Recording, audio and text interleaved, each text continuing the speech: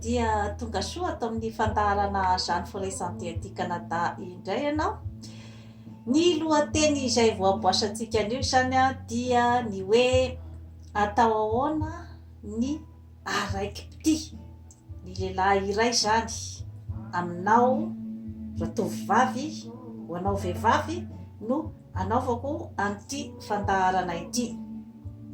Ahoana indray ary zany? Fanga misy formule mazika ve mandeha any ambadibadika any amin'ny momban'izany zavatra rehetra izany? Ahoana ny fomba ireglena an'izany? Izay indrindra maty zany no hoentintsika mitafatafy eto zany ny amin'ny momban'izay hoe inona ilay formule mazika, satria mampisaboaravoara be ihany ny tovovavy maty zany ity resaka fitiavana ity, hoe inona marina, ahoana marina, aiza ny lakile mba hitazomana ny fon'ny lehilahy anankiray, satria mampisaboaravoara ny tovovavy, ny olombelona eto ambonin'ny tany io zavatra anankiray io. Inona marina ny ao ambadiky ny mpifankatia, inona ny finosin'ny fifankatiavana? Izany fanontaniana rehetra izany dia mipetraka amintsika zanak'olombelona, ka mahatonga ny fiarahamonina izay somary very fanambola velona ny amin'ny fitsimbatimbatiky ny fitiavana, satria hoe araky ny fomba fijerin'ny fiarahamonina zany dia misy olona anankiroa zany raha araky ny eritrerin'ny fiarahamonina dia io zany ny olona tokony hiaraka. Mahagaga nefa fa mety misy ny mpifankatia izay malaza dia malaza ary dia tsy misy mana-po, tapitapika eo dia misaraka. Inona daholo ny zavatra mety ho ao ambadika izany zavatra rehetra izany? Olona tsy nampoizina hiaraka, nanjary niaraka ary dia nahorona tokantrano. Ny ety amin'ny tany vaventy zany indrindrandrindra zany aty Amerika Avaratra dia tena efa ambony dia ambony zany azy, efa lasa lavitra zany azy io fikarohana momban'ny psikolojian'ny zanak'olombelona io. Efa lasa lavitra izy amin'ny fikarohana momban'ny fombafomban'ny olombelona, nahoana no misy ny zavatra ohatran'izao sy n'izao. Nefa moa dia amin'ny maha olombelona ny olombelona izay dia betsaka ny zavatra zany izay tsy voafaritra ao anatin'ny fikarohana, fa dia zavatra mitranga, tsy voafaritra ao anatin'ny vinavina. Kanefa raha ohatra kosa hoe misy ny fikarohana izay atao dia matetika zany hoe olona maro dia maro zany no nanaovana an'ilay fanadihadiana, dia izay no mampitombona zany, mampipetraka ny hoe vokatry ny fikarohana, satria rehefa natao zany ny fanadihadiana olona maromaro dia nahitana vokatra. Ka iverenako zany ny eo amin'ny hoe resaka mpifankatia, inona marina zany, ahoana ry tovovavy no tena ahafahanao zany maka ny fon'ilay lehilahy miaraka aminao? Ahoana ny atao mba araiki-pity azy, atara azy? Maro mantsy zany ny fomba fiady rehetra manodidina an'io zavatra io. Misy zany ny tonga de fa hoe mamailaka azy zany de ny hoe rehefa misy ny lehilahy tena hoe tena tiana ho tazomina zany dia mandeha any amin'ny dadalabe. Fomba fijery, fomba fiadiny vehivavy maromaro angambo zany zavatra zany. Ao ihany koa zany ny hoe io ndray de resaka drakoely e, ozy koa zany ny sasany drakoely zay nahatonga resa be teto amin'ny internet dia ao ihany fotsiny zany ny tena atao mangotrakotraka zany de efa mandeha zany io e, zay zany a ny fomba fijery hafa koa zay. Misy ihany koa zany a ny hoe asy io ndray vao mikopaka fotsiny avy any ny bika aman'endrika de fa faniny io e, ataovy tsara fotsiny ny fomba fitafy, ny volo ataovy tena mamirapiratra de fa ao io e, akopaka fotsiny de fa ao io. Betsaka zany a ny hoe fomba fiady amin'ny kategoria ohatran'izay. Mahagaga nefa dia ireo karazan-javatra rehetra ireo zany a efa betsaka ny mpampiasa azy a kanefa dia mbola misy ihany ny échec, mbola betsaka ihany ny tsy tafiditra tao anatin'ilay objectif dia ny hoe tonga ny lehilahy iray a izay a ho raiky mpity tanteraka, sarotra de sarotra io, aiza ihany ary. Misy indray ny hoe io zavatra atao fotsiny zay azahoana ny diplôma be sy ny vola be de fa tsy maintsy mahita ny anjaranao ianao. Izany fomba fisainana rehetra izany zany a dia azo lazaina fa ao anatiny daholy ny hoe mety ho fomba fiady zany a azahoanao ny fonony olo ny lehilahy iray a izay tianao. Tsy afaka anda zany ny tenako hoe tsy tafiditrao izay zavatra nitany saiko teo rehetra teo zay. Kanefa ry tovovavy a dia tsy ampy raha ohatra ka hoe andeha anao zany a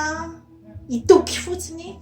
amin'ny fomba filaza anankiray hoe zao fotsiny io na hoe zao fotsiny io, satria eo mantsy a mahatonga ny fahadisom-panantenana sy ny disadisa eo amin'ny samy vehivavy. Ny amin'ny hoe rehefa lasa niodina tanteraka tany amin'ny tovovavy iray zany ny fonony ratovolahy dia eo fa manomboka amin'izay zany a ny disadisa hoe tena voam-panafody io. Izay zany a matetika no zava-misy tena voam-panafody io fa satria tena inona koa zay any amin'ny Bernadette tsy hitako, nefa tsy de tena manam-pahaizana manao ahoana, nefa tsy de nabika na endrika atao tsy de misy, nefa ikala soa tena tokony ho atonina mihitsy. Eo zany a no matetika mipetraka ny karazana zany hoe fitsarana ity ivelan'ny olombelona zany a manodidina ny fitiavana. Zavatra hita zany aloha amin'izao de revo zany rangahy iray any amin'ny Bernadette ka ho adiaditsika zany ny hoe inona zany no mety ho ao amin'ny Bernadette, satria mantsy zany a matetika zany ny resaka fifankatiavana dia akinina foana amin'ny hoe vitana sy ny anjara eo, tsy misy idirana zany ny amomban'izay, fa rehefa anjaranao dia anjaranao, rehefa tsy anjaranao dia tsisy ninona afaka ataonao. Misy mamarina an'izay zavatra zay koa, satria mety hoe raha ohatra ka tsy mieritreritra n'izay hoe vitana sy anjara izay ny olombelona dia mety tsy isy koa nefa ny atao hoe fiononana amin'ny zavatra izay tsy nety, fa afaka ihany ataony fanadiadiana ny amin'ny inona marina no ambadiky Bernadette zany nahazo ny tovolahy iray izay ataontsika hoe maromaro zany ny tovovavy izay nieritreritra ny ambabiny fony kanefa dia tany amin'ny Bernadette zany ny soa tanteraka zany tamin'ny fiainana ka dia efa mihomakomana koa ianao aloha ry Bernadette fa any aminao daholo ny maso rehetrarehetra ary dia ny fitsikirana amin'ny antsipiriany hoe famaninina fanahoana izay zavatra izay nefa dia ilay tovolahy nakavady an'ny Bernadette ihany no tena mahafantatra azy kanefa inona zany no afaka analizy azo atao manoloana an'izay zavatra rehetrarehetra izay. Eo aloha zany ny hoe bika aman'endrika iny dia efa naveriko teto hoe iny zany aloha no facteur voalohany hoe facteur na séduction attraction voalohany amin'ny mason'ny lehilahy zany ara-biolojika zany zay zavatra zay tsy azo laviny zay ka raisiko amin'izay fanazavana izay hoe misy karazana vehivavy izay tena hoe tsy misy kianina tokoa zay resaka bika aman'endrika izay nefa dia ny zava-misy dia miditra ny eo dia mivoaka miditra ny eo dia mivoaka ahoana ihany ary zany kalasoa fa mivina ihany ty anonanao ty izay ihany no tena izy zay zany ny fanontaniany manodidina na kalasoa koa ara zany dia mamedram-panontaniana ihany fa toa ahoana ary fa toa miditra miala ny akabeazany fa tsy misy tamana izay zany facteur iray izay azavaiko amin'ny hoe resaka bika aman'endrika tsy ampy zany izay zavatra zay aroboka sy araiki-pity ny lehilahy iray miditra koa zany tsika ny amin'ny hoe drakoely ao koa mantsy zany hoe drakoely ihany io de efa mandeha io fotsiny karakaraina tsara io de efa mandeha io fa tsy efa roboka ao izy fa efa assureny avenir rehetrarehetra rehefa manikarakarana io hita ihany koa nefa amin'ny fiainana davanandro fa maro koa ny miditra mivoaka amin'ny drakoely izany hoe tsy afaka mamaha olana be loatra koa zany drakoely fa mba misy limitiny ihany koa hiditra koa tsika zany ny amin'ny hoe manambola manam-pahaizana ilay vehivavy de hoe io nge rehefa manam-pahaizana manambola fotsiny ianao de efa tonga ry zalahy zany tsy misy anina ny amin'io tsy misy adievitra ny amin'io nefa dia hita ihany koa amin'ny fiarahamonina fa mba betsaka koa ny miodikodina koa ny sady manambola ny manam-pahaizana aiza ihany ary izy ty aiza ihany manahirana inona zany ny karazana résumé zany azotsika raisina amin'izay zavatra izay aiza marina ny lakle dia ny zava-dehibe izay mahatonga ny ataontsika hoe zany hoe lehilahy iray izay latsa-pitiavana ry resy lahatra amina vehivavy iray dia ilay vehivavy izay mahafantatra hoe inona ny zavatra tadiavin'ity lehilahy ity saroko zay sarotra zay satria ny toetoetra ny lehilahy zany ara-psikolojika dia sarotra ho azy zany ny miteny hoe zao ny zavatra tadiaviko, sarotra ho an'ny lehilahy zay zavatra zay ny tenen'izay amin'ny vehivavy izay miaraka aminy, ka anjaran'ilay vehivavy zany no mandinika sy mamakafaka hoe inona no tena zavatra tadiavin'ity lehilahy ty. Ka eo moa zany no mabetsaka n'ilay fisamboaravoaran'ilay toe-javatra satria misy zany ny tonga de ndraso fa meko an'izao ndraso meko vola ividiavidianako cadeau ataoko an'izao, ataoko matsiro tsara ny sakafo, ataoko zay zany matetika no tonga dia mamaika ny akamaroan'le vehivavy zany hoe ahoana zany ny andeha amandriako an'ity lehilahy ty. Eo nefany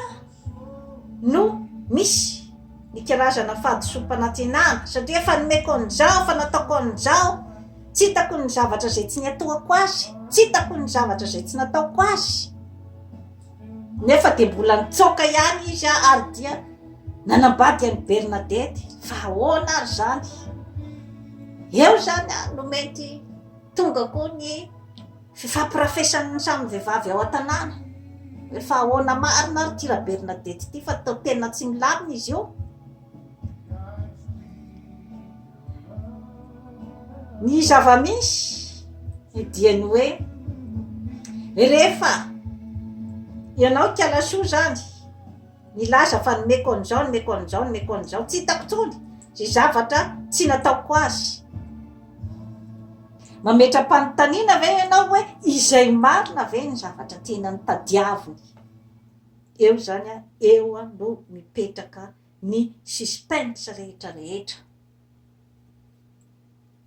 ny hoe izay vehivavy matakatra hoe inona ny zavatra tadiavin'ity lehilahy ty amin'ny fiainana, izay no afaka azony fony. Zany tsy mandrara ny hoe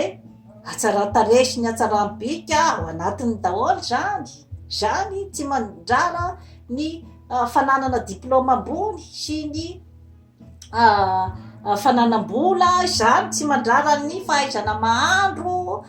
sy ny sisa ny fahaizana miaiko sy mikojakoja vatana, tsy mandrara an'izay zavatra rehetrarehetra zay fa ao anatiny daholo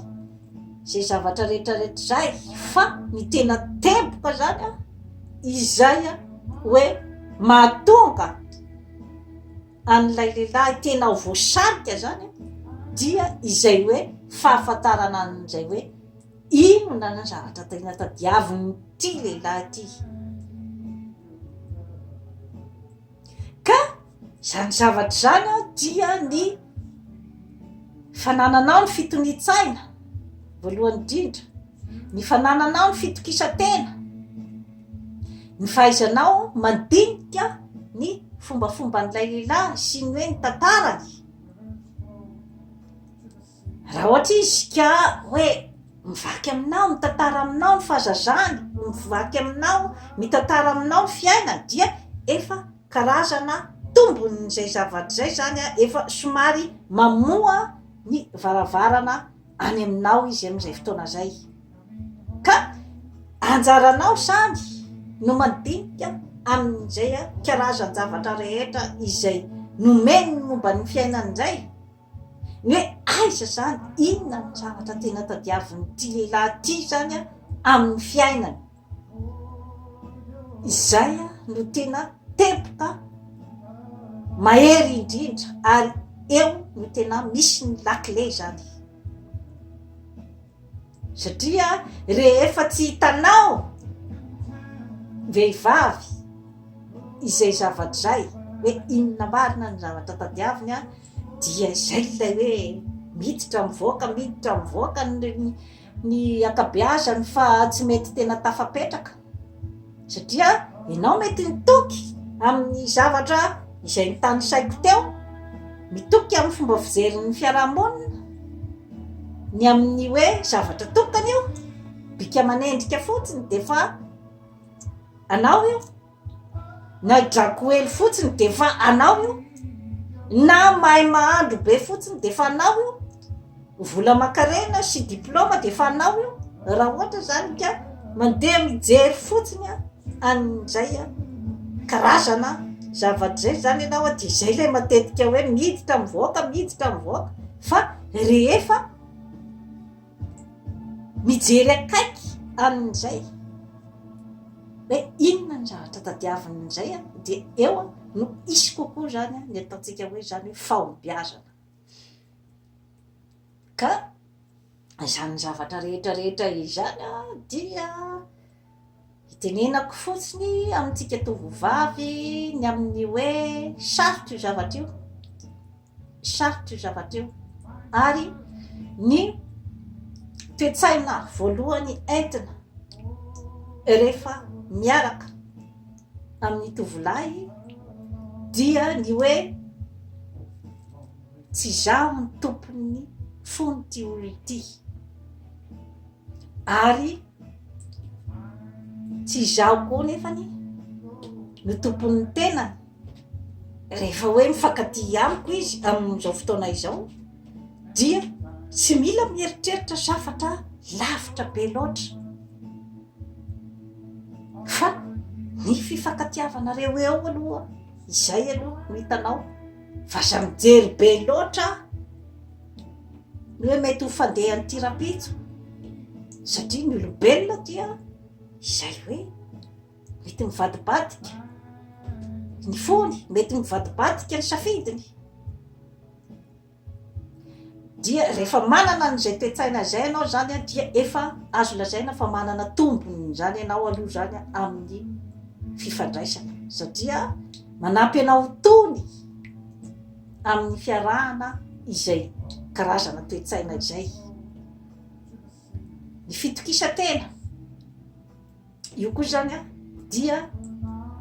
hita amin'ny fombafombanao, hitan'ilay tovolahy amin'ny fombafombanao amin'ny fiarahana aminy izay fitokisantena zay,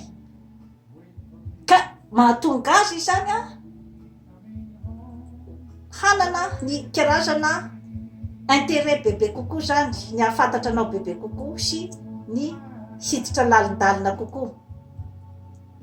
satria izay fitokisantena izay zany dia mahatonga anao ihany koa hanana ny fitoniana rehefa miaraka aminy, satria rehefa taitaibombona koa ianao, rehefa miseho de ho tara be loatra koa ianao, rehefa miseho koa ianao zany hoe tsy mahatoky tena ianao zany fa hoe andeha amikitra be, dia mandeha daholo ty karazana fahasarotam-piara, mandeha daholo ty fisavana ny telefonina sy ny ordinateurany sy ny posiny, zany ny zavatra zany dia mety mampisamboaravoara sy mampikorotana ny fiarahanareo hoe ahoana indray ary zany tovovavy zany to tena tsy milamina izy zany, ka mety ahatonga azy ho kaodikaody, satria io koa dia ny lehilahy dia ohatry ny vorona, ka rehefa koropahanao izy dia manidina tipa-kelatra. Ka izay karazana fitoni-tsaina izay sy ny fitokisantena izay dia efa point goavana de goavana, ahafahanao zany mandinika tsara ihany koa ny fombafombany, inona sy inona moa zany no sakafo tiany rehefa tafaraky nareo, satria raha ohatra sakafo ohatry ny hoe sakafo matsirotsiro foana no ohatra tiany hohanina, karazana sakafo ohatran'izao henakisoa sy ravitoto, henom-boritra, ohatran'izay no sakafo mahasarika azy, nefa ianao andeha handroso azy ronanana, ohatra ronanana izay tsy de tena misy zavatra matsirotsiro loatra nataonao tao anatin'ny tao fa justa fotsiny zany ronanana sena kely miaraka amin'ny sira dia sakaka raha ohatra ka tsy de mazotozoto izy tsy de enthousiaste loatra izy eo ambony latabatra ary dia mety manaraka ako ny humeur-ny rehefa avy eo zany zavatra rehetrarehetra izany ka raha ohatra ianao tsy afaka andinika ny zavatra ohatraohatran'izay mety misy tonga de kinga any ambadika any ohatraohatran'izao zany no zavatra tiany ty raha namanay ty hoanina ka raha ohatra ka sendra ny vehivavy zany izy izay tena mahatakatra n'izay zavatra zay dia amboatra sakafo ohatraohatran'izay foana ilay vehivavy mba hatonga azy arisika ho tonga foana isakafo ao aminao ary dia ho tamana ao aminao zava-dehibe zay zavatra zay raha ohatra ka ianao izay mikiropadropaka tsy milamina rehefa manana olana izy dia tsy afaka ianao iaraka amany olana aminy somary mampieritreritra azy zany hoe ty olo ty ve afaka amakivaky amiko ny fiainana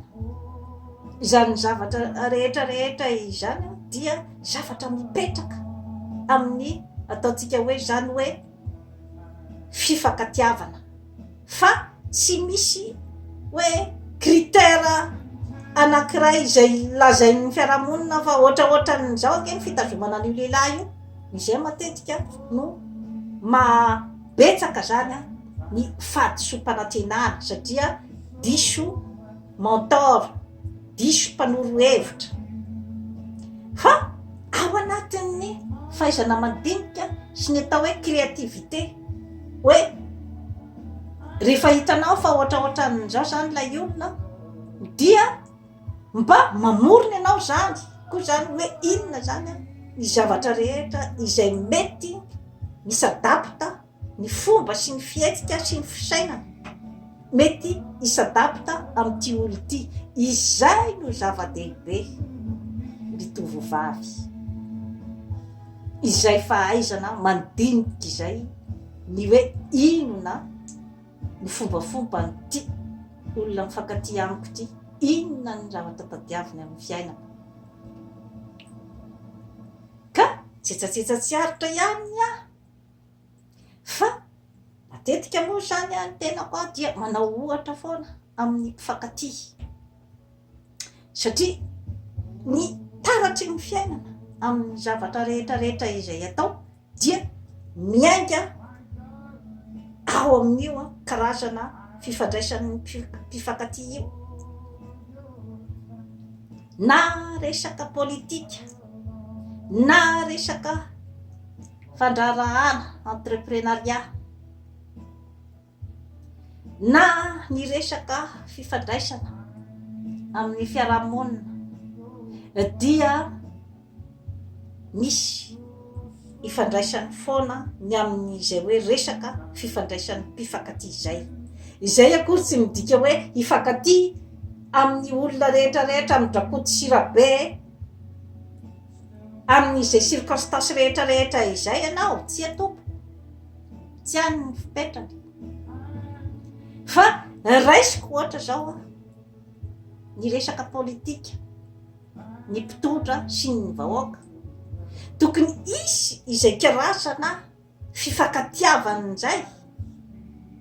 eo amin'ny mpitondra sy ny vahoaka izany hoe ny mpitondra zany dia tokony mahafantatra tsara hoe inona moa zany ny zavatra tadiavin'ity vahoaka ty amiko izay io vo zay vo mety izay io vo zay vo aharitra ny fifandraisana ary dia mety hitondra amin'ny ataontsika hoe zany fahombiazana tanteraka eo amin'ny firenena iray fa rehefa tsy mitoetra izay zavatra zay dia zakaka fa isaky ny ray minitra zany dia zay lay hoe miditra mivoaka ny mpifankatia aminao satria tsy hainao ny hoe aiza zany lay fifandraisana maharitra izay tokony ataoko amin'ity mpifankatia amiko ity. Nefa io moa mety misy kaprisy betsaka koa nefany ao anatin'ilay fifankatiavana. Mety koa hoe ilay tovolahy koa no be kaprisy be loatra ka tsy mahafantatra hoe ity tovovavy ity ane no tokony ho anjarako. Fa rehefa mahita ny mamirapiratra miretirety eran'io eran'io dia miatsapitsapy eran'io dia nefarany dia tsy mahita itsony ny hoe iza marina no tena andeha idirana rehefa amin'ny farany. Dia izay vao miatsapitsapy fahatany amin'izay hita eny drava misy daholy zany zavatra rehetrarehetra izany. Ka ny olona izay ataontsika hoe zany hoe manana an'ilay atao hoe instinct matanjaka ao aminy dia mahita foana an'izay hoe ity ny vehivavy tokony hiaraka amiko. Tsy mamitaka zany